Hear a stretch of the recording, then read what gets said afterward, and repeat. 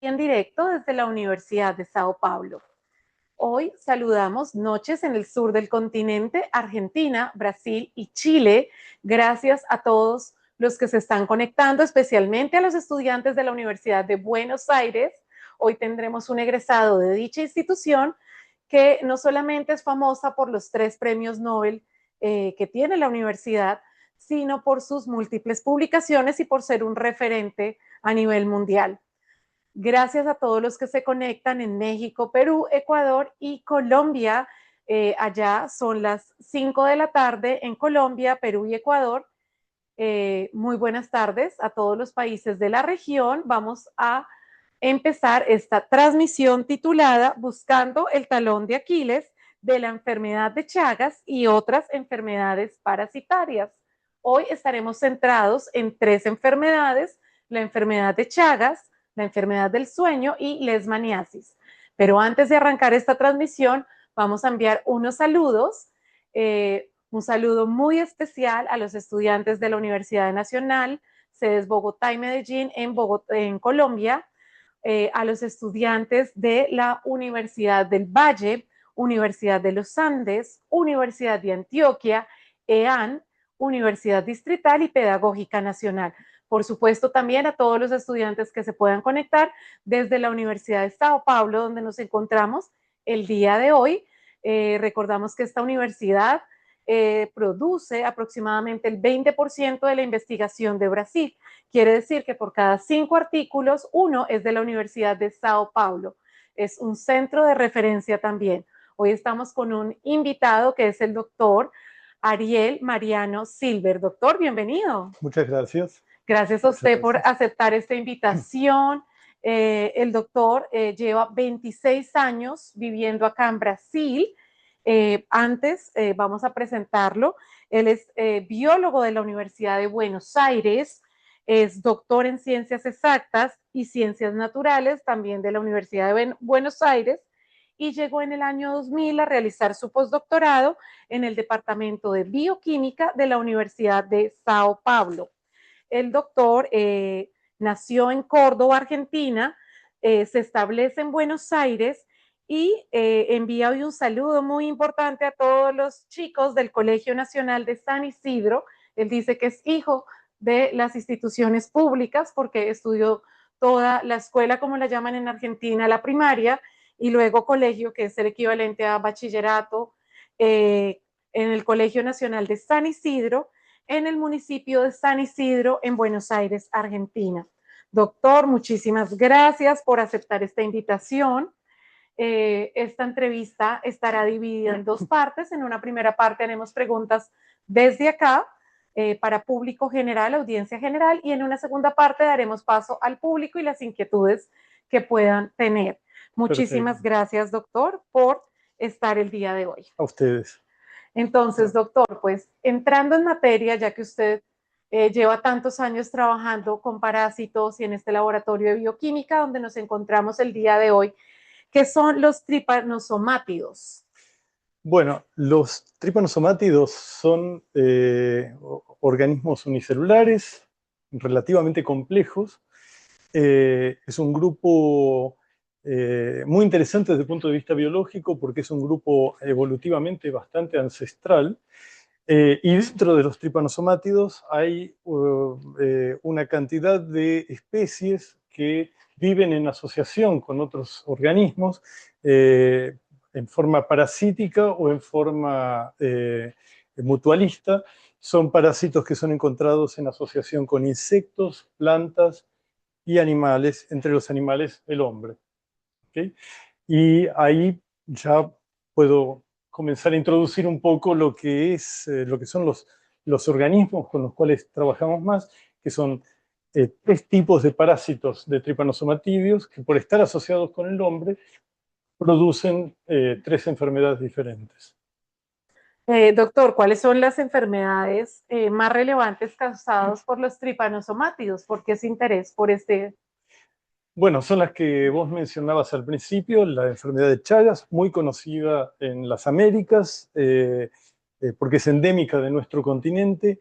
La leishmaniasis, que también es muy conocida en las Américas, Si bien es una enfermedad de presencia prácticamente mundial, hay más de 90 países en donde esta enfermedad está presente. Y finalmente la enfermedad del sueño, que también mencionaste, causada por trípanosomas que son endémicos, son característicos de la región del África subsahariana. Doctor, ya que nombra, podemos mostrar en este momento en cámara cómo lucen, cómo se llama esto insecto en los diferentes países para que la gente lo Entonces, referencie. esto que está siendo mostrado son formas disecadas de insectos, de los insectos que transmiten la enfermedad de Chagas. Dependiendo de la región de las Américas, se llaman vinchucas o pitos, o en Brasil son conocidos como barbeiros. En Estados Unidos son conocidos como kissing bugs. No sé qué otros nombres, pero Sí, tienen diferentes nombres populares dependiendo de la región. ¿dónde están En- ellos o cómo llegan al hombre? entonces, eh, hay más de 100 especies de estos insectos, unas 4 o 5 son capaces de transmitir la enfermedad de Chagas al hombre, eh, y son organismos que son extremadamente resistentes a condiciones extremas climáticas, por ejemplo. Entonces, están presentes, por ejemplo, en regiones del altiplano, en regiones selváticas, en regiones de clima seco, clima húmedo, en general, con mayor prevalencia en las regiones de los subtrópicos, pero con áreas de expansión hacia las regiones de clima temperado también. Entonces, el hábitat natural en el continente va desde el sur de los Estados Unidos hasta el norte de la Patagonia argentina y la Patagonia chilena. ¿Por qué estas enfermedades son un poco olvidadas o no son tan estudiadas, doctor? Bueno, son enfermedades que afectan fundamentalmente y históricamente han afectado a las poblaciones, a los sectores más fragilizados de nuestras poblaciones, con lo cual la búsqueda de soluciones o de medicamentos o formas de prevención en general atraen menos inversiones por parte del sector privado. ¿Eh? Y por lo tanto, la relevancia o la magnitud de recursos para estudiar estas enfermedades depende de políticas públicas. ¿Okay? Usted mencionaba estos insectos se encuentran más que todo en las casas de barro o construidas. Bueno, tradicionalmente sí. ¿Mm? Las casas de construcción más precaria, en general son insectos que no son, son insectos de hábitos nocturnos, son insectos hematófagos, entonces se alimentan de picar y chupar sangre del animal que es picado o de la persona que es picada. Como son insectos relativamente grandes, como recién estaban siendo mostrados, son insectos que no pueden permanecer mucho tiempo en la región de la picada porque son fácilmente eliminables por la persona o Sí. el animal que está siendo picado. Entonces son insectos que han adquirido hábitos nocturnos y tienen su mayor actividad de alimentación cuando las personas o los animales que son víctimas, digamos, de estos insectos duermen. ¿Ok? Al mismo tiempo, son insectos que no están expuestos, no viven en forma expuesta a la luz del día. Entonces, normalmente anidan en pequeños rendijas o irregularidades en las casas, aquellos insectos que tienen hábitos domiciliares. ¿Ok? Ujú. De manera que puedan esconderse o estar refugiados, digamos, Ujú. de la vista de De las las personas que personas. habitan esas casas, y evitar así la actividad predatoria por parte de los humanos. Entonces, las casas precarias ofrecen más espacios de refugio para estos insectos que las casas de construcción más sofisticadas. Si bien ha habido relatos recientes que muestran donde describen que, por ejemplo, condominios de alto estándar económico, en lugares próximos, por ejemplo, de florestas o más selváticos, lugares en donde las personas van a apreciar la naturaleza, etcétera. Estos insectos también se pueden adaptar a ese tipo de construcción, viviendo, por ejemplo, o anidando, por ejemplo, en lugares como la parte posterior de las tomadas de luz o de los interruptores, con lo cual se han encontrado situaciones de casas de alto estándar que también pueden estar comprometidas por infestación con estos insectos que más formalmente nosotros llamamos triatominios. Gracias por ilustrarnos. Doctor, entrando un poco en materia, ¿qué es la leishmaniasis? ¿Cómo se origina? Bueno, la leishmaniasis en realidad es un conjunto de enfermedades, se nombran entre 3 y 4, dependiendo de cómo se haga la clasificación de esas enfermedades, causadas por un grupo de parásitos tripanosomátidos que se llaman leishmanias. Dentro de las leishmanias, en realidad hay más de 20 especies patogénicas para el hombre que fueron descritas. Hay algunas especies que no son patogénicas para el hombre, pero la mayor parte de las que fueron descritas hasta el día de hoy son patogénicas para el hombre y para otros animales que funcionan como reservatorios. Y son transmitidas a través de un insecto que es un flebotominio. Muchas personas confunden el flebotominio con una mosca o un mosquito, pero biológicamente es diferente, es un flebotominio, es una clasificación distinta. El flebotominio pica a una persona o un animal infectado, se infecta él mismo y después de un proceso bastante sofisticado de adaptación y proliferación de este tripanosomátido dentro del insecto, cuando el insecto vuelve a picar a una persona o un animal que no estaba infectado, junto con la saliva inyecta al parásito y esta persona se infecta. ¿Okay? Esta enfermedad, dependiendo de la especie de leishmania que es transmitida y dependiendo también de algunas características del receptor de la inoculación por este organismo, puede tener distintas manifestaciones clínicas. Entonces, en general se dividen en dos grandes grupos, que son las leishmaniasis visceral, que afecta órganos internos y puede comprometer severamente, sobre todo, vaso e hígado. Esta enfermedad, generalmente no tratada, es mortal, lleva a óbito al paciente. Los tratamientos no siempre funcionan, con lo cual es muy importante el desarrollo de nuevos tratamientos más eficaces. Cuando funcionan son tratamientos muy duros, son quimioterapias muy duras, muy tóxicas para el paciente y que causan mucho daño, causan muchos efectos colaterales. ¿Qué síntomas? La leishmaniasis visceral tiene una cantidad de síntomas que van desde, bueno, afecta funciones hepáticas, esplénicas, muchas veces causa ascitis, la sintomatología es bastante variada y dependiendo también del grado de avance de la enfermedad. Las otras leishmaniasis son las leishmaniasis cutáneas o mucocutáneas, que son consideradas clínicamente diferentes.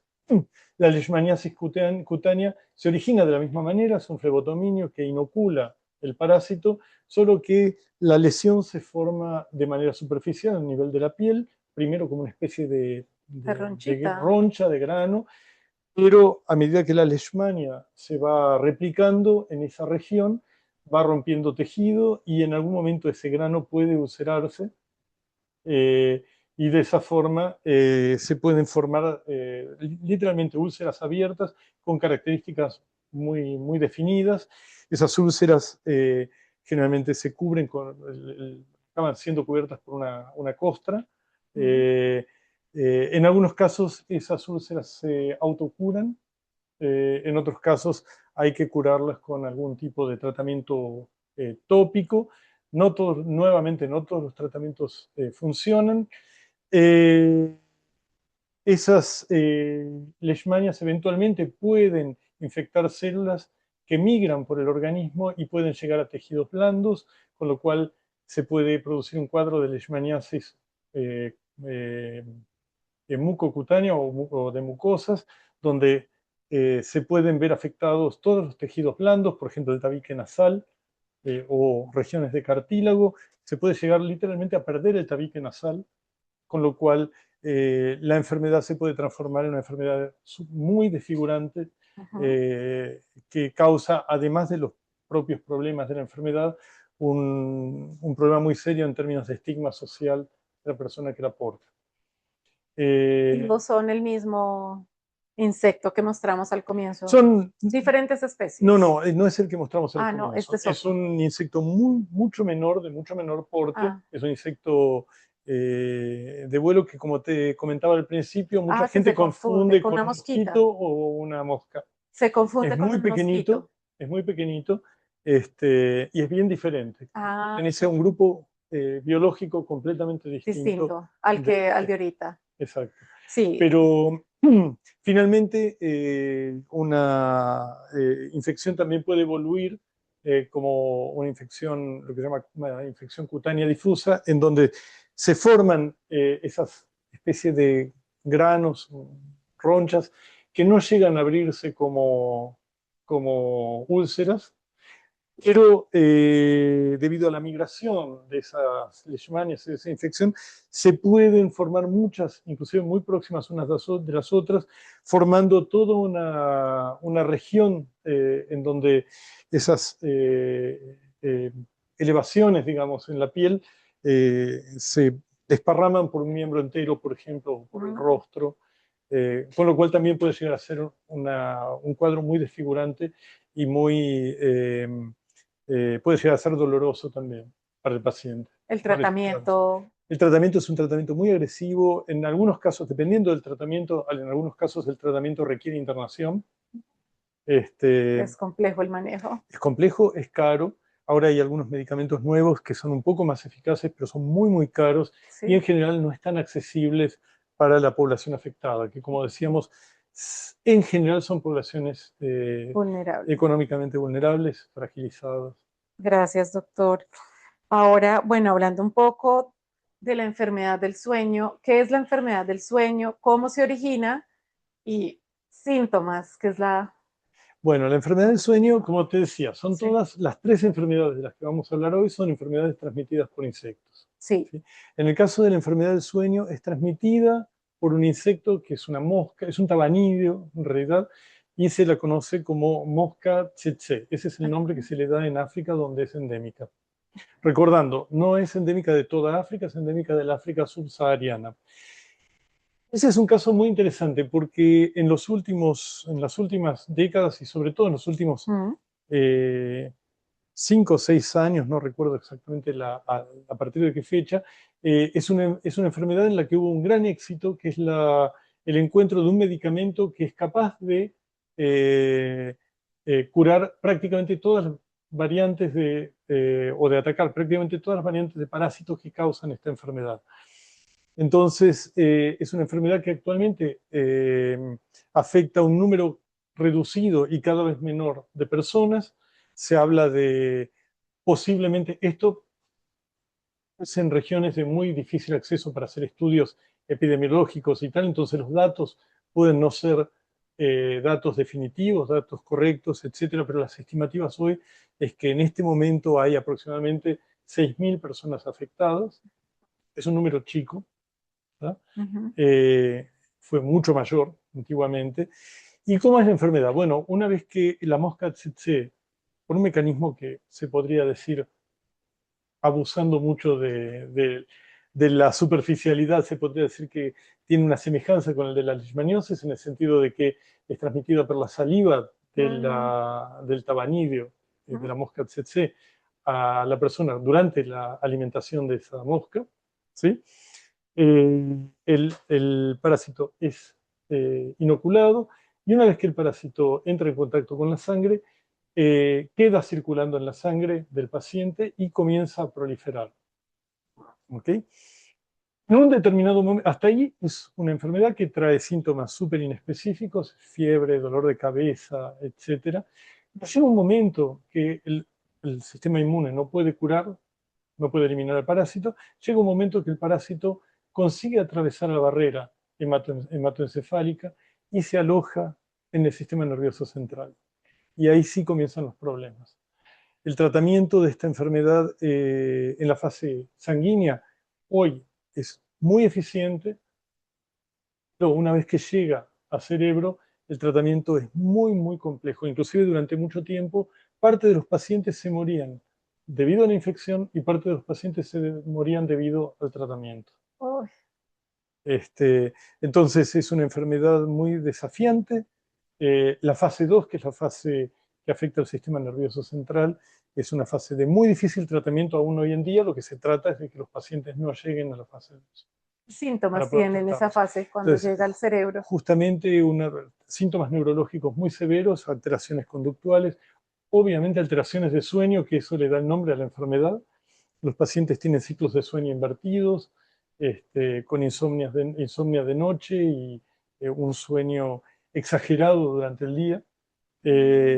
Tienen alteraciones, muchas veces los pacientes tienen falta de control de la agresividad, entonces son pacientes que a veces se vuelven agresivos. eh, y, en fin, otras alteraciones de conducta que son realmente severas.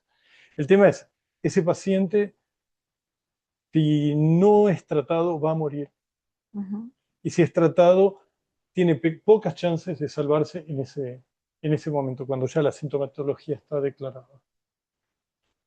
No, el manejo es complejo en esa segunda fase que menciona el doctor. Sí, en Y todas estas, en en las tres todas, en las enfermedades, tres, en las y tres enfermedades. nos falta Chagas, que es la enfermedad de Chagas, que es la tercera que el doctor Sí, va a abordar el día de hoy, cómo se origina, porque Chagas ha sido la más importante dentro de estas tres que mencionamos.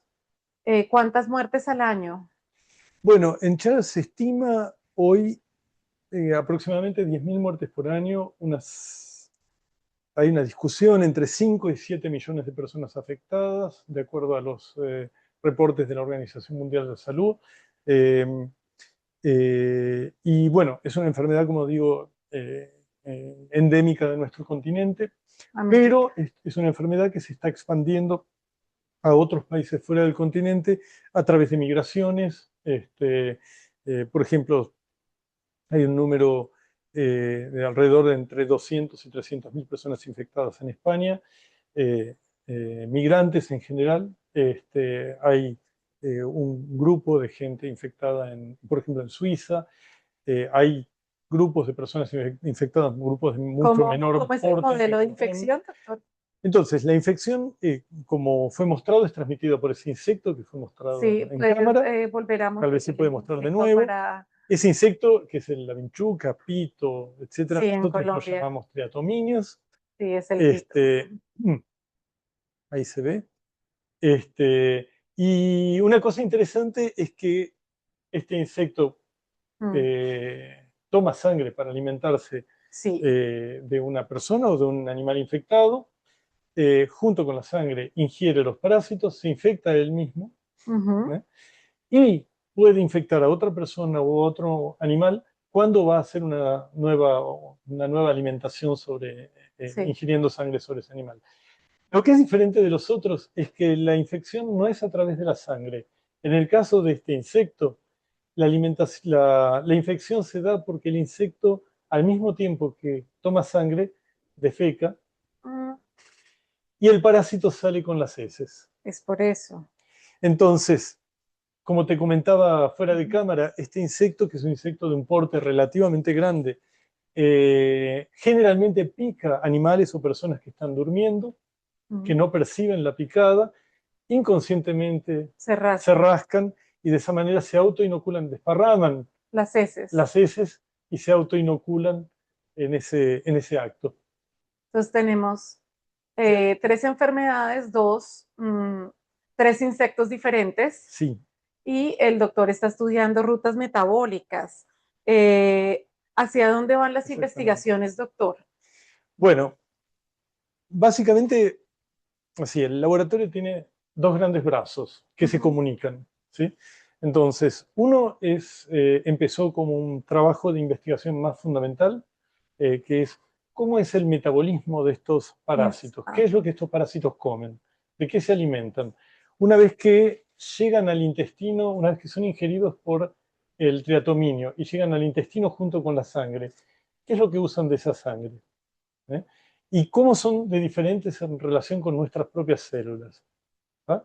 Entonces, una de las cosas que nosotros descubrimos, por ejemplo, es que, porque no nosotros, digamos, que se descubrió, nosotros contribuimos con esa idea, con evidencias en relación a eso, es que uno de los nutrientes más importantes de estos parásitos no es la glucosa, sino que son los aminoácidos.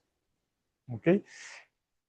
Nuestros trabajos, así como los de otros colegas que han avanzado mucho y han contribuido mucho para la comprensión del metabolismo de estos parásitos, apuntan para el hecho de que sería posible pensar en algunas de los pasos metabólicos de estos parásitos que son diferentes de los nuestros, para poder diseñar fármacos que puedan interferir con ellos y eventualmente puedan intoxicar al parásito sin intoxicarnos o causándonos una intoxicación no letal. Hoy en día los Eso. fármacos de las tres enfermedades que mencionábamos, leishmaniasis, la del sueño y Chagas, son muy tóxicos. Los fármacos. Bueno, el de este que apareció recientemente contra la enfermedad del sueño, que es Sí. el fexinidazol, es un fármaco que ha sido, la verdad es que ha sido una revolución en el tratamiento porque es un fármaco relativamente seguro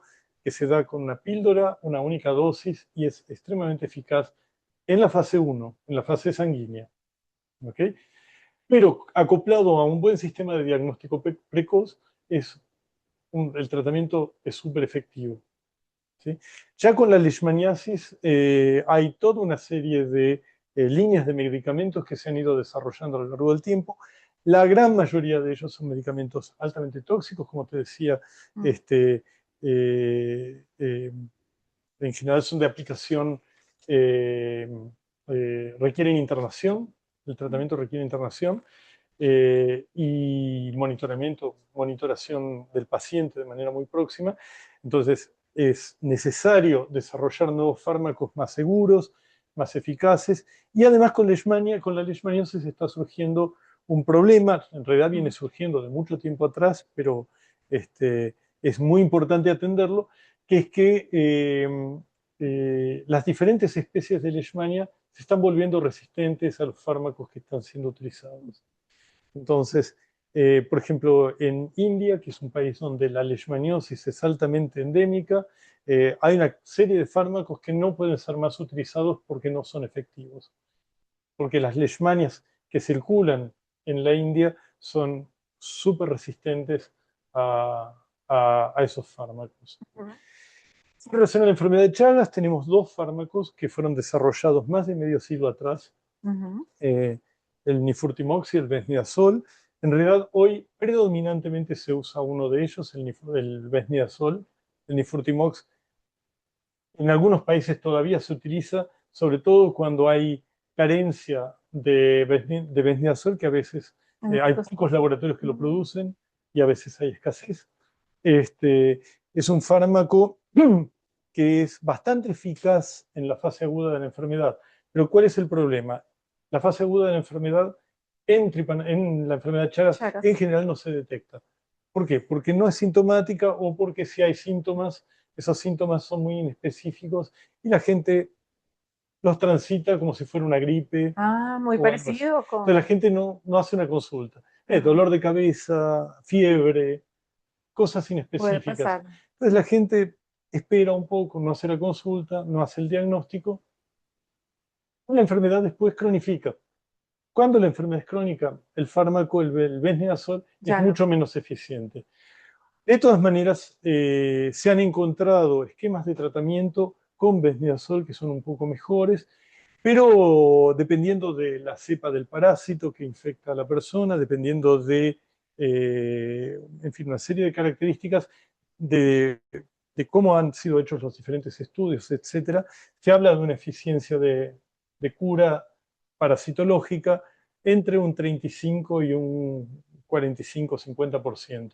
O sea, la mitad de la gente ¿Qué tiene? diagnosticada que es tratada no consigue curarse al día de hoy. Y Con esa. el riesgo de desarrollar toda la sintomatología que si se desarrolla frecuentemente termina en óbito. Ah, ¿qué ¿Okay? sintomatología grave puede ser? Básicamente hay varias, pero las más importantes son dos, que es la sintomatología cardíaca Mm. y el desarrollo de megavísceras, sobre todo megaesófago y megacolon, que trae problemas digestivos que pueden ser extremadamente serios y una vez que se desarrollan son prácticamente imposibles de revertir. Son imposibles de revertir. Gracias, doctor, por ilustrarnos. ¿Cómo llega usted a estas enfermedades?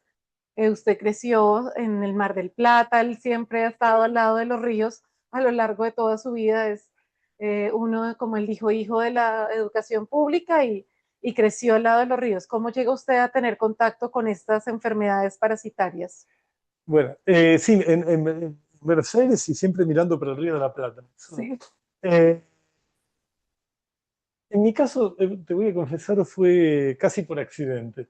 De hecho, cuando yo era estudiante, eh, por, qué sé yo, por motivos, cuando yo era estudiante en la universidad, hubo dos materias que no me gustaron. Hubo más de dos, pero hubo dos en particular que no me gustaron y que yo dije, no voy a trabajar en esto, que son parasitología y bioquímica, sobre todo metabolismo. Bueno, acá estoy, soy una persona con, con convicción y con propósitos, pero estoy haciendo metabolismo de parásitos, Sí, trabajando en investigación en metabolismo de parásitos, y y enseño eso. es profesor Este, titular de parasitología en la sí, Universidad de Sao Paulo. exactamente. Entonces, fueron circunstancias. En fin, mi primer trabajo de investigación fue en virología, en Ah, realidad. Un área que siempre me gustó mucho. Me sigue gustando, pero en fin, no puedo ya no. dedicarme a tantas cosas, a más cosas. Este, entonces, bueno, cuando empezó el momento de decidir cómo y dónde hacer un doctorado, se presentó una oportunidad muy interesante y era para trabajar en diagnóstico de infección por Trypanosoma cruzi.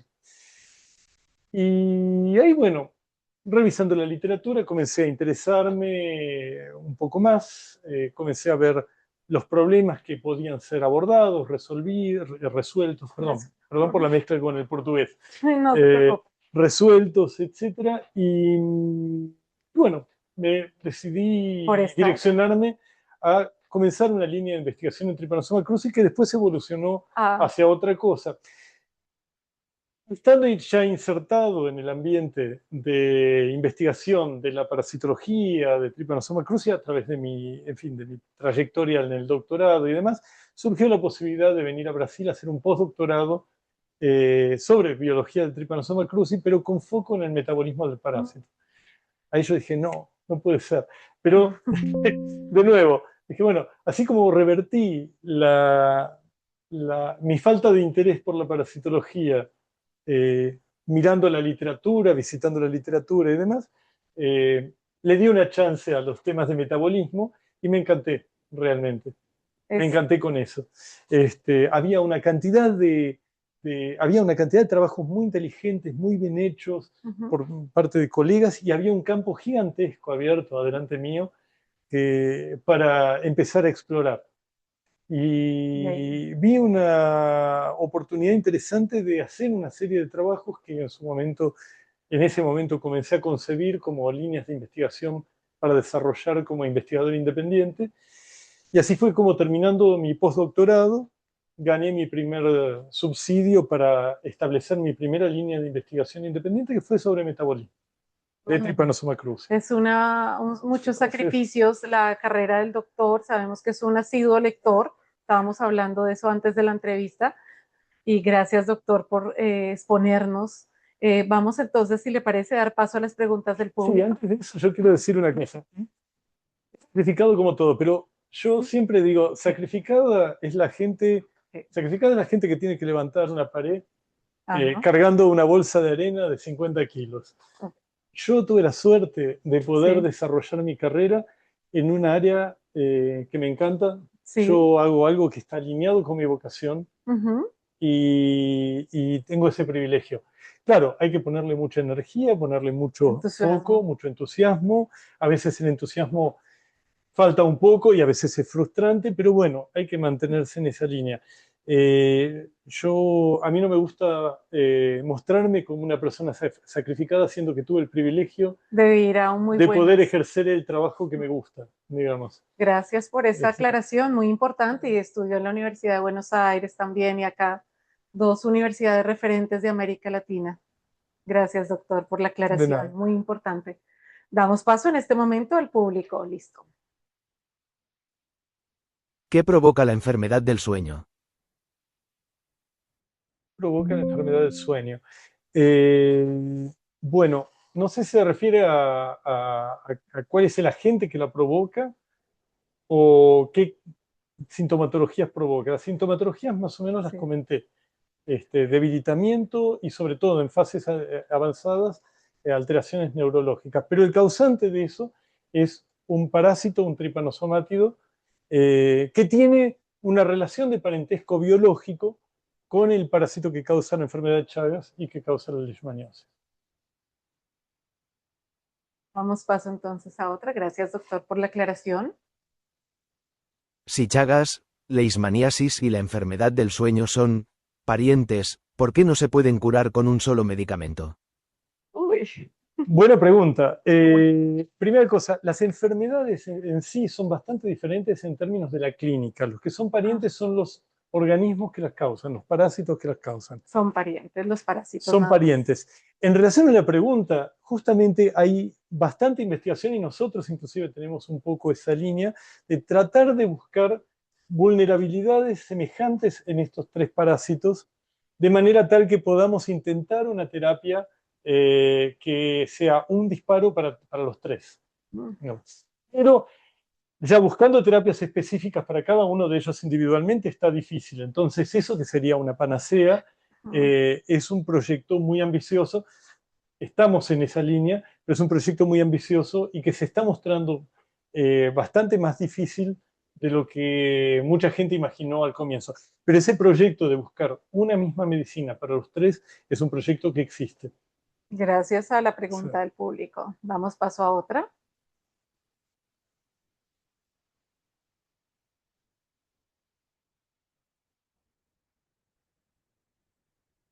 ¿Cuál de los tres parásitos es el más inteligente? De los tres, ¿cuál es el que mejor engaña a nuestro sistema inmune para robarnos energía?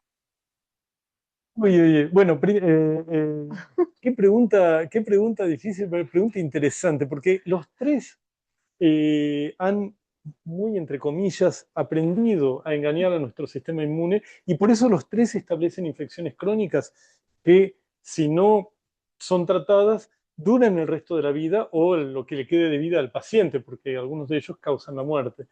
Eh, que tiene los mecanismos más estudiados de engaño del sistema inmune es el tripanosoma que causa la enfermedad del sueño, el tripanosoma brucei.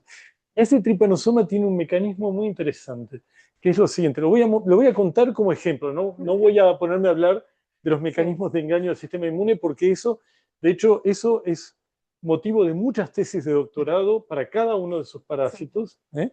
Y de hecho hay un curso de posgrado aquí en este departamento sobre ese tema específicamente. Pero voy a dar un Sí. ejemplo de cómo funciona este. Una parte importante de la protección de nuestro sistema inmune se debe a que nosotros conseguimos producir anticuerpos. Los anticuerpos son moléculas que se encajan perfectamente en las moléculas de las células invasoras, las reconocen y son capaces de pegarse a ellas de manera que le confieren a esas células un revestimiento que hace que tengan dificultades para sobrevivir y cumplir sus funciones biológicas de replicarse, etc. Bueno, los tripanosomas que causan la enfermedad del sueño son capaces de hacer una capa de una molécula, de una proteína que es propia, y solo una proteína. ¿Tá? Entonces, todo el sistema inmune ataca esa proteína. Ellos son capaces de, cuando detectan que eso ocurrió, son capaces de comerse esa capa de proteína y revestirse de alguna manera de nuevo. De esa forma, son capaces de sacarse de encima los anticuerpos. Pero cuando ese sistema se agota, ellos tienen una especie de biblioteca de genes para fabricar esa proteína de manera tal que las fabrican de a una sola por vez. Entonces, cuando ese sistema se agota, son capaces de fabricar una versión diferente de esa proteína Ah, que le es presentada al sistema inmune del paciente. El sistema inmune del paciente pone todos sus recursos contra aquella ujú. otra variante de esa proteína. Y él ya cambió. Exactamente. Y esos anticuerpos pegados a esas proteínas, junto con las proteínas, son sustituidos hasta que ese sistema se agota. Y ahí aparece otra nueva variante. Tiene una biblioteca de más de 1000 genes distintos De 1000 genes para esa para proteína. producir más de 1000 versiones Ah, 1000 diferentes versiones de la misma. de esa proteína, de manera tal que es capaz de engañar al sistema inmune más de 1000 veces No, durante una infección. eso parece para un cómic de Es, película. es de terror. Sí, Es una película. Entonces, no sé si le contesté a la sí. persona que hizo la pregunta, no sé si se quedó satisfecha, pero ese es un ejemplo de un engaño muy inteligente, la naturaleza es muy inteligente, eh, y este sistema es un sistema que después se ha demostrado que también existen otros organismos, pero el grado de sofisticación que adquiere en este tripanosoma es espectacular. No, es algo de no creer. Damos paso a Perdón la si me siguiente. extendí demasiado. No, está perfecto, Pero, doctor. Estamos muy bien de ok. tiempo. Damos paso a la siguiente pregunta. ¿Qué tan fácil es en regiones con sistemas de salud precarios diagnosticar adecuadamente y a tiempo las enfermedades originadas por estos parásitos? Bueno, justamente la precariedad juega en contra. Eh, en general, por ejemplo, la enfermedad de Chagas, que es una enfermedad que transita la fase aguda de manera subclínica, casi siempre sin síntomas o con pocos síntomas, muy raramente es mortal en la fase aguda. ¿Qué es lo que pasa? La persona no sabe que no tiene conciencia de haber sido infectada. Ujú, Eh, Cuando pasa la fase crónica, la persona generalmente transita un tiempo muy largo hasta que comienza a manifestarse los síntomas. Muchas veces las personas se mueren de otras enfermedades porque la manifestación clínica no ocurrió. Entonces, en el caso de la enfermedad de Chagas, por ejemplo, muchas veces el diagnóstico ocurre por accidente, por ejemplo, cuando una persona va a donar sangre o cuando una persona se va a hacer un tratamiento hospitalar y ahí le hacen un panel de diagnósticos sin buscar específicamente la enfermedad de Chagas. Ya cuando hay síntomas específicos, por ejemplo, la sintomatología cardíaca o se percibe el aumento del tamaño del corazón, ahí ya se puede hacer una búsqueda más focalizada, más ujú. orientada. Pero en general, el paciente crónico no sintomático es encontrado por casualidad o es encontrado en estudios epidemiológicos de gran porte, en donde se hace lo que se llama una encuesta epidemiológica en una región determinada, para ver, por ejemplo, en un trabajo de investigación, cuántas personas dentro de una muestra son positivas para la infección chagásica. ¿Okay? Entonces, no hay un sistema establecido en ningún lugar del mundo, no hay ni siquiera en Estados Unidos, donde ahora se la reconoce como una enfermedad endémica también. Mm, ¿Okay? Solo si se hacen estudios específicos para buscar. Con la leishmaniasis es un poco diferente. mm, La más predominante, la más prevalente es la leishmaniasis cutánea, y ahí, por ejemplo, médicos, por ejemplo, si hay un sistema de médicos de familia, como hay en muchas regiones en Brasil o en algunos otros países de América Latina, al observar las úlceras, por ejemplo, pueden detectar una situación de riesgo de leishmaniasis y eso puede motorizar el diagnóstico, por ejemplo, a otras personas en la misma población. Pero hay una manifestación clínica que a veces es más evidente desde el punto de vista de un examen clínico general. ¿Sí? De todas maneras, cuando aparece la lesión, es una lesión ya de fase mm. crónica. ¿Okay? Entonces ahí ya. Entonces, el diagnóstico precoz es siempre un problema. En la enfermedad del sueño, el diagnóstico era mucho más simple porque, para la fase inicial. ¿Por qué? Porque el parásito circula en la sangre, Entonces sale. circula libre en la sangre y es muy fácil de ver. Entonces, era muy fácil de detectar por un examen microscópico de sangre. ¿Okay? De todas maneras, muchas veces, bueno, si el paciente tenía parásitos circulando, pero ya estaba en la fase 2 de la enfermedad, ya no había mucho que hacer. Uy, difícil, complejo ese diagnóstico. Es muy difícil, las enfermedades parasitarias son muy complejas en todo sentido. Sí. Damos paso a otra pregunta. Sí. Nos mandan saludos desde Tasmania, en Australia. Nos dicen que les interesa mucho ese mecanismo de la biblioteca de genes. ¿Es un mecanismo similar a la recombinación de genes que ocurre en los linfocitos B para producir las variantes de anticuerpos? ¿O cómo es? Bueno, es un mecanismo, no, es un mecanismo diferente, porque lo que ocurre en este caso es que esos genes están arreglados en regiones específicas del genoma del parásito, y lo que se hace, lo que hace el mecanismo molecular muy superficialmente, Sí, muy general. lo que se hace es, se hace una copia del gen que va a ser expresado y se lleva a una región subtelomérica donde tiene todos los dispositivos para expresar específicamente ese gen. Entonces la biblioteca está en una región silenciosa de un cromosoma, que es el cromosoma 1. El gen que fue de alguna manera seleccionado para ser expresado en un determinado momento se copia y se transfiere a aquella región donde va a ser, es como si fuera un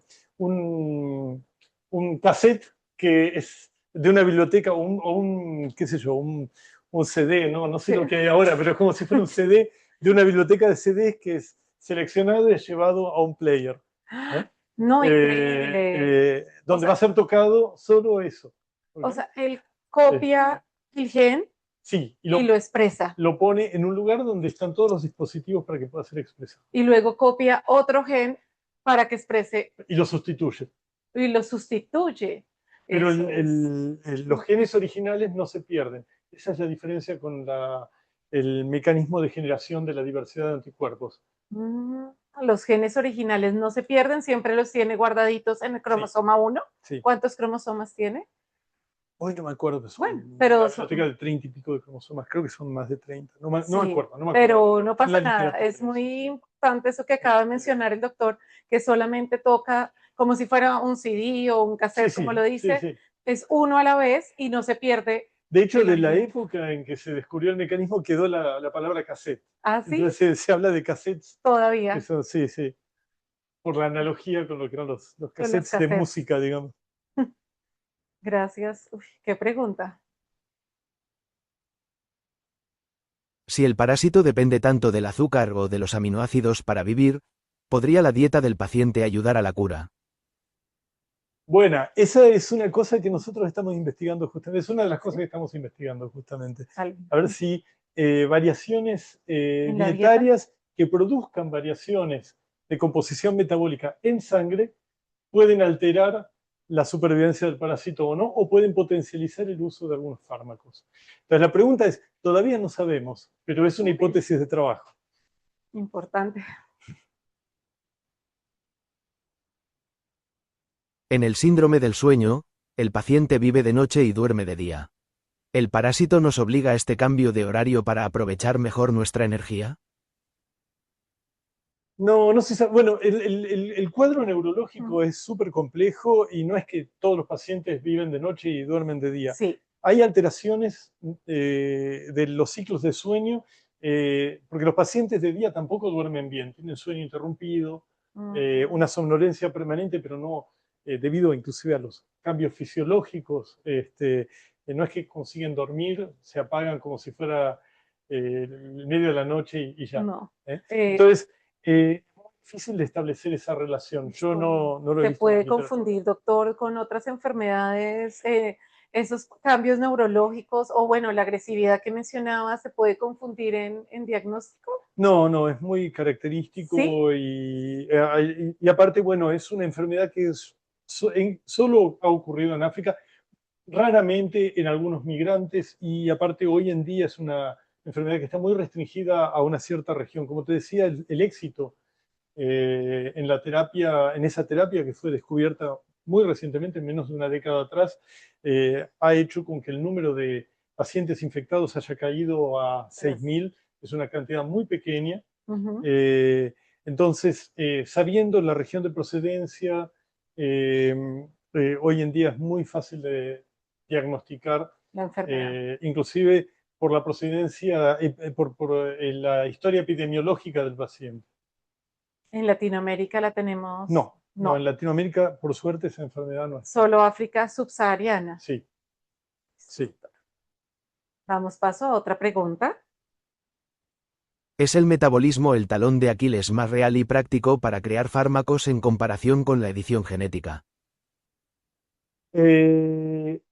Bueno, la hipótesis de nuestro laboratorio es que sí, porque nos dedicamos a eso. Claro que hay muchas líneas de trabajo, en realidad esa respuesta es un poco humorística. Hay muchas Sí. líneas de trabajo. Por ejemplo, la epigenética, que ahora se habla mucho, en fin, de epigenética, modificaciones del DNA, etcétera, que ayudan a regular los procesos biológicos del parásito, ofrece muchas oportunidades de direccionamiento de fármacos también. Prácticamente cualquier proceso del parásito que sea diferente del proceso de una célula de nuestro cuerpo es un blanco natural de oportunidades, digamos, para la búsqueda de nuevos fármacos. Nosotros creemos que el metabolismo ofrece muchas posibles alternativas. ¿Por qué? Porque en el metabolismo de una célula trabajan aproximadamente, en una célula eucariota, unas 1500 a 2000 enzimas diferentes. Entonces, las posibilidades de enzimas que trabajen de manera distinta y que puedan ser afectadas de manera distinta a las nuestras son bastante grandes. Pero claramente no es ni la única, ni por ahora la mejor vía que se ha encontrado. De hecho, cuando se encuentre una, probablemente esa va a ser la mejor en ese momento y se seguirá trabajando para optimizarla. Ciertamente el metabolismo de azúcares y de aminoácidos es algo para tener en cuenta porque justamente la complejidad de esos procesos ofrece oportunidades. Eh, eh, es importante lo que menciona el doctor. Antes de entrar a este laboratorio, estamos acá en el laboratorio de proteínas, de bioquímica. Nos llevó al laboratorio donde trabajan con los parásitos. Ese sí no es de entrada libre, pero hay 16 personas en el equipo del doctor trabajando constantemente. Este es el último, uno de los últimos afiches que llevaron a uno de los congresos, uno de los estudiantes. Bueno, damos paso a otra pregunta. Estamos ¿Qué tan bien. efectivas son las medidas de aseo en el hogar y lavado de alimentos para evitar la enfermedad de Chagas? Bueno, la enfermedad de Chagas, hasta hace poco tiempo se asumía que la transmisión mayoritaria era a través del insecto. Eh, a través del insecto por la picada y defecación, ese proceso que comenté anteriormente.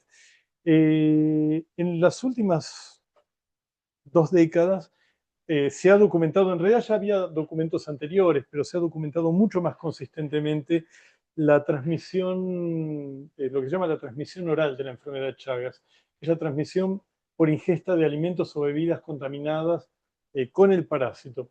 ¿Cómo es que uno se come o se bebe al parásito? Esa es la gran pregunta. Bueno, se han establecido varios mecanismos. En algunos lugares, por ejemplo, se ha reportado en Venezuela, se ha reportado fundamentalmente en Brasil y en otros lugares. Hay, por ejemplo, consumos tradicionales de bebidas preparadas a partir de las frutas recogidas a fresco, en grandes cantidades, y muchas veces esa fruta recogida a fresco trae consigo restos de nidos del insecto triatominio. Muchas de estas bebidas se preparan por molienda, ahí los insectos se muelen juntos, Mm, se preparan jugos o la pulpa de la fruta para ser, en fin, ingerida como bebida refrescante, etc. Y cuando se muelen juntos los insectos, en una cantidad gigantesca de fruta o lo que sea, muchas veces ese jugo queda contaminado. mm. ¿ok? Eso ha pasado con una fruta muy característica aquí en Brasil, sobre todo en la región nordeste, que es el azaí. Eso ha ocurrido también con una bebida que se bebe mucho aquí en Brasil, que es el jugo de la caña de azúcar. La caña de azúcar es particularmente compleja porque la caña tiene las regiones del tallo entre nudos y a veces algunas de esas regiones se secan y los insectos anidan dentro. Entonces no se ven. Y la caña de azúcar se muele entera en la máquina. Entonces, eventualmente, eso puede contaminar el jugo que sale.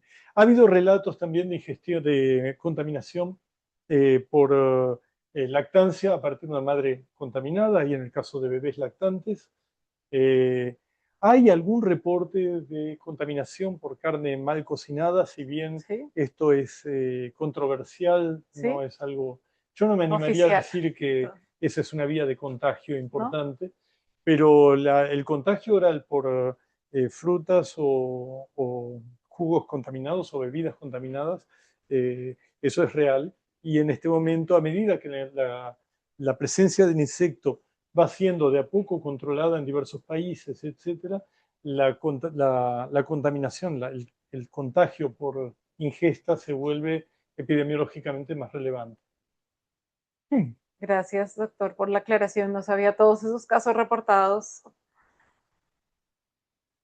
Damos paso a otra pregunta, aún hay tiempo.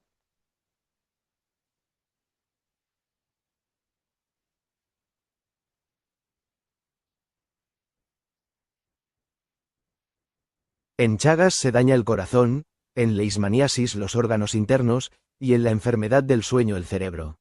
¿Hasta cuándo sería efectivo el posible tratamiento antes de que el daño sea irreversible? Bueno, en general, no, no hay soluciones regenerativas.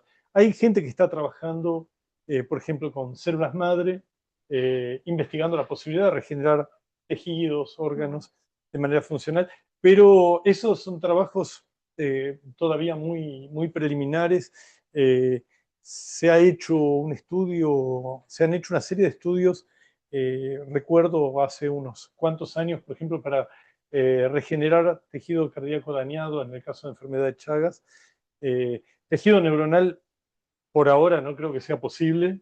Eso es algo que está muy fuera, digamos, de lo que hoy podemos entrever como factible.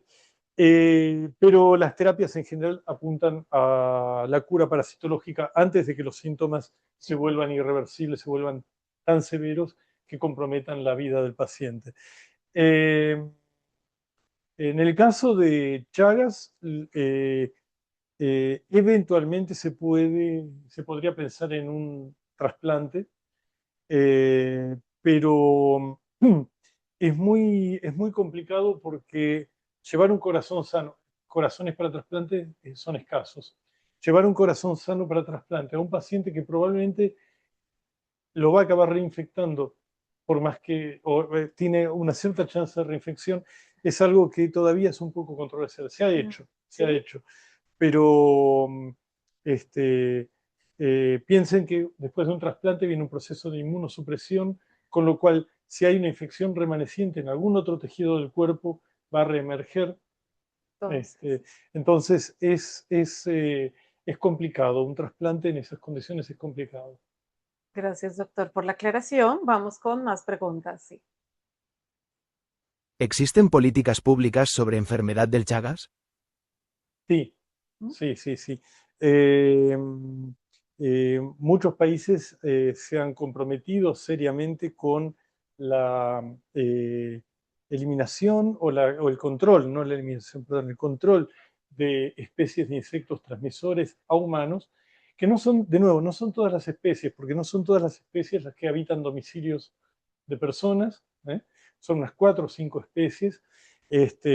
Brasil, por ejemplo, es un país certificado como libre de transmisión de Trypanosoma cruzi por una de esas especies.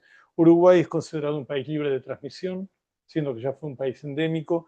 Eh, en fin, hay varios países que están avanzando en esa agenda.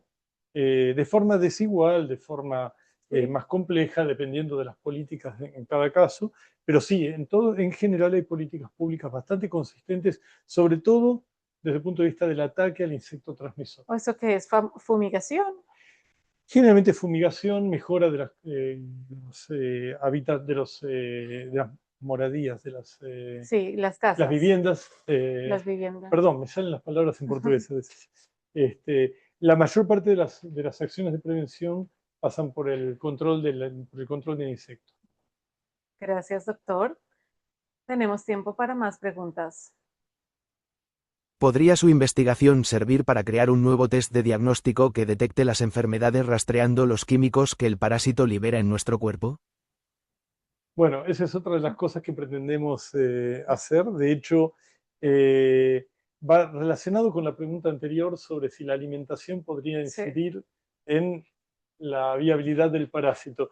Justamente una de las cosas que pretendemos hacer, está en agenda para los próximos 2 años, es hacer análisis de lo que se llaman análisis metabolómicos para ver si encontramos perfiles metabólicos en nuestra sangre que permitan inferir el estado de avance de la enfermedad o de la infección, dependiendo justamente de cómo varían los metabolitos en nuestro cuerpo. Ese es uno de los proyectos que tenemos. Así que...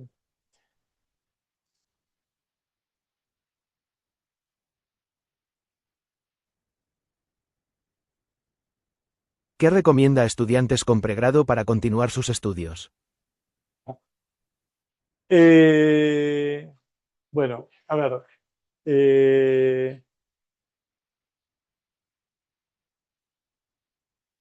Bueno, primero, enamórense de lo que, enamórense de lo que quieren hacer. A veces no es algo que llega inmediatamente, a veces es algo que, como me pasó a mí, a veces es algo que llega a través de estudiar un problema, pero encuentren un problema con el cual se puedan encantarse. A veces que sean abiertos, a veces el problema no lo encuentra uno, a veces el problema se cruza en una charla, en un seminario, en una clase, a veces en una conversación con un amigo. Conversen mucho, tomen muchas cervezas con amigos inteligentes con los cuales puedan discutir, no solo de ciencia, que puedan discutir de cualquier cosa, porque los problemas interesantes aparecen en cualquier momento y de cualquier tipo de conversación. Y qué sé yo, vivan intensamente, porque las ideas vienen de la intensidad con que se ven las cosas.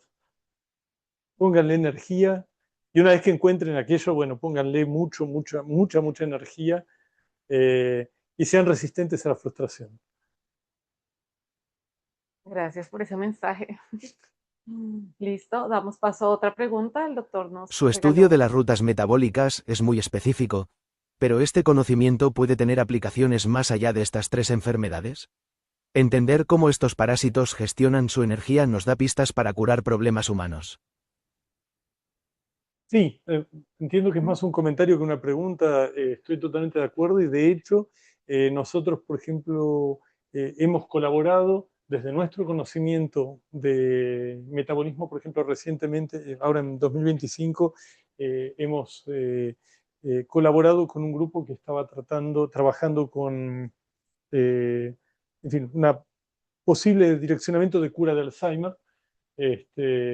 El grupo de la profesora Torrión, de aquí, de este mismo instituto, y justamente muchos de los razonamientos que nosotros hemos utilizado para entender el metabolismo de tripanosomas en general, nos han servido para diseñar algunos métodos para estudiar ese problema en un modelo in vitro de Alzheimer. ¿Sí? Sí, sí, sí, sí.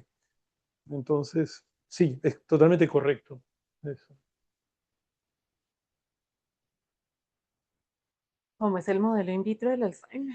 Son células neuronales que tienen, en fin, algunas características de De la enfermedad.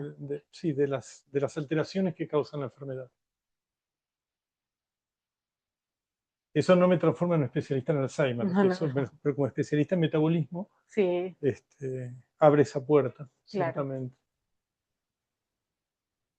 A diferencia de los otros, El parásito de la enfermedad del sueño logra entrar al cerebro. ¿Qué llave química usa para cruzar ese muro que nuestras medicinas aún no pueden atravesar? Uy, bueno, hay una tonelada de literatura sobre los mecanismos por los cuales el parásito consigue atravesar la barrera hematoencefálica, pero básicamente es un mecanismo de transmigración a través de los tejidos que forman esa barrera. Y no es una cosa que ocurra rápidamente ni espontáneamente. El parásito tiene que, de alguna manera, diferenciarse a una, digamos, tiene que, de alguna manera, eh, adquirir ciertas o expresar ciertas maquinarias específicas que le permitan pasar a través de esas células. Hay inclusive una discusión de si es capaz de pasar por dentro de las células que forman esa barrera o si es capaz de pasar en las junciones entre esas células. Pero hay muchísima literatura sobre eso y no sería simple, no encuentro una manera simple Para, de contarlo así en pocos sí, minutos, la verdad. Este, o sea, hay muchos mecanismos, muchas propuestas de de mecanismos, mecanismos. sí. Listo, gracias por la pregunta. Damos paso a la última pregunta. ¿Qué nos está enseñando la enfermedad del sueño sobre nuestro propio cerebro? Si el parásito sabe exactamente qué botones tocar para cambiarnos el humor o el sueño, ¿podría su investigación ayudarnos a entender mejor enfermedades como el Alzheimer o la depresión? No, aquí quiero hacer, tal vez no fui claro. El parásito, yo no diría que el parásito sabe qué botones tocar para producir ese cuadro. El cuadro es una consecuencia de que el parásito va destruyendo todo. De hecho, hay un Artículo. paradigma, digamos, en parasitología, que es que el parásito que mata a Ujú. su hospedador Sí. es un mal parásito, porque disminuye su probabilidad de ser transmitido a Ah, otros hospedadores. En ese sentido, el parásito que acaba atravesando la barrera encefálica y matando a la persona que infectó, te diría que no es un ejemplo de un organismo que está controlando un proceso, es más bien un proceso que se desmadró, se salió de salió de control. cauce, se salió de control.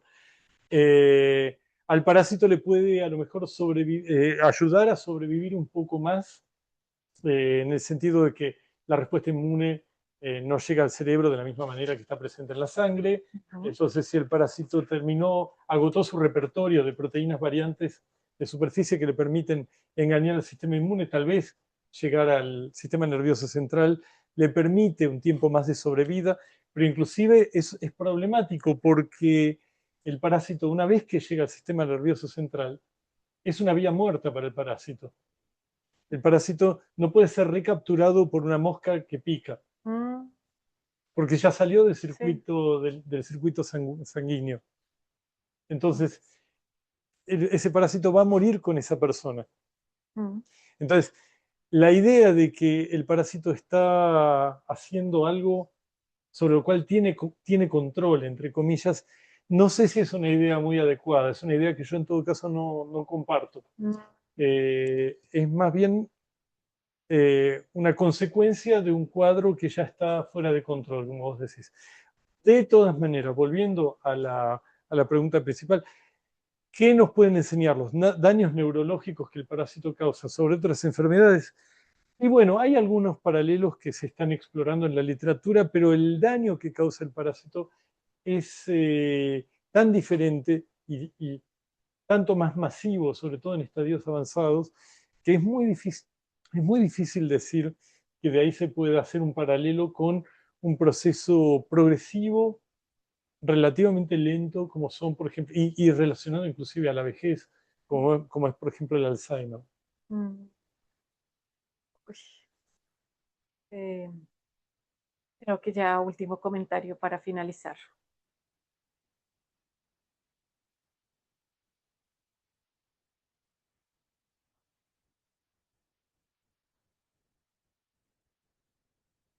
La leishmanía puede quedarse en la piel o viajar a los órganos internos y ser mortal. Es verdad que el parásito decide a dónde ir dependiendo de qué tan caliente está nuestro cuerpo. ¿Podemos usar la temperatura para frenarlo? La pregunta es interesante, pero tiene dos aspectos. Por un lado, a ver, ¿cómo organizar la respuesta? Por un lado, bueno, el parásito no sabe, el parásito no tiene conciencia. El parásito eh, fue inoculado, el parásito hace, digamos, lo que el parásito sabe hacer es encontrar una célula donde replicarse, empezar a reproducirse, cuando no da más, revienta la célula y va a infectar células vecinas. A veces esa misma célula es incluso comida por células del sistema inmune que se acaban también infectando. La migración es una cosa que ocurre estadísticamente, o sea, hay algunas células que empiezan a migrar, hay algunas leishmanias que empiezan a migrar, otras que no. Si llegan a un órgano interno o no, depende de cuán efectiva fue la respuesta defensiva del organismo infectado y cuán hábil fue la leishmania para escaparse. También depende de la cantidad de leishmanias que hayan emprendido ese camino, depende de muchas variables, pero no hay una conciencia ahí. ¿Okay? Y si se guía por temperatura, no hay ninguna evidencia que diga eso. Ahora, la pregunta tiene otro aspecto que es muy interesante, que es si puede utilizarse la temperatura como forma de tratamiento. Y hay una serie de experimentos que han sido hechos y que inclusive continúan siendo hechos. Y nosotros, de hecho, yo colaboré con un grupo que trabajó un poco con eso, que es lo que se llama hipertermia. La hipertermia consiste justamente en sobrecalentar, sin llegar a quemar a la persona dentro de lo posible, sobrecalentar la región, por ejemplo, Picadura eh, sino la región de afectada. la úlcera, Ah, donde está la leishmania, para tratar de matar esas leishmanias o por lo menos disminuir el número de leishmanias activas, vivas que están en esa región, con lo cual disminuye la carga infectiva. Y eso puede ayudar a que el sistema inmune resuelva a favor del paciente la infección. Hay se han desarrollado diferentes técnicas de hipertermia, las más brutas, digamos, es simplemente poner algo caliente en la herida. Y ya. Ahora se han desarrollado sistemas más sofisticados que inclusive se están testeando con otras enfermedades, como por ejemplo la hipertermia magnética, que es colocar en la región una pomada o algo por el estilo cargada con nanopartículas magnéticas que dentro de un aparato que las hace agitarse a muy alta frecuencia, hacen que esas partículas moviéndose disipen calor en la región a una temperatura muy controlada. Es algo muy parecido a al sistema que utilizan las cocinas de inducción. Las cocinas de inducción funcionan por magnetismo. Por eso las ollas de inducción tienen que tener un material especial, que es un material magnético. Bueno, esto en lugar de ser una olla, son nanopartículas. En lugar de ser una superficie de metal, son nanopartículas metálicas. Y con un aparato muy parecido a una cocina de inducción, no vayan a hacer eso en casa,